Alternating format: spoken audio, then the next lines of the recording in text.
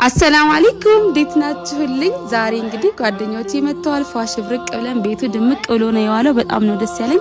ዚክሩና ኢማንዬ ቤት ጠርቻቸው ነበር። ጥሩ ቀን ያሳለፍነው አልহামዱሊላሂ ረቢል ዓለሚን። እንኳን ደህና መጣችሁ ብዬ አቀባበል ያደረኩላቸው ነበር። ኢማንና ዚክራም ዛሬ ነው በአካል የተገናኙት። ያውኔና ኢሙ ብዙ ጊዜ ተገናኝተናል።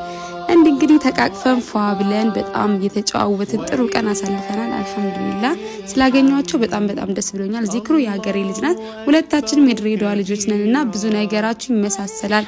ለምን አትገናኙም ስትሉን ነበር። ዛሬ ተገናኝተን በሰፊ ተጫውተን ቪዲዮ ወስደን ጥሩ ቀን አሳልፈናል። አላህ መገናኘታችንን እንግዲህ ለኸይር ያድርግልን።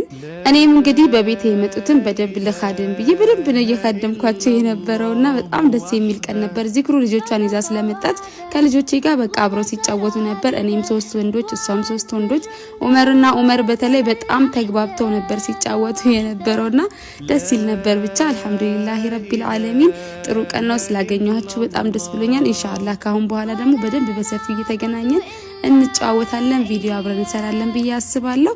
እኔም ቡና ቆላሁኝና እንደተለመደው ቤቱ ሞቅ አደረኩት። በመሃል ላይቭ ገብተን ነበር። እንግዲህ ያልጠራኋችሁ ኢንሻአላህ በሰፊው ደግሞ ሌላ ጊዜ አሪፍ ፕሮግራም አዘጋጃለሁ። ይሄ ድንገታዊ ፕሮግራም ስለነበረ ነው እንዲህ ቪዲዮ እየቀራረጽን መብራት ጠፋ። ያው ዚክሩ እንግዲህ ንብረቷን መሰብሰብ ጀመረች። ልጆቿንም ሰብሰብ አድርጋ እዚህ ጋር መግሪብ አካባቢ ነውና መብራት በጣም አዛ አድርጎናል።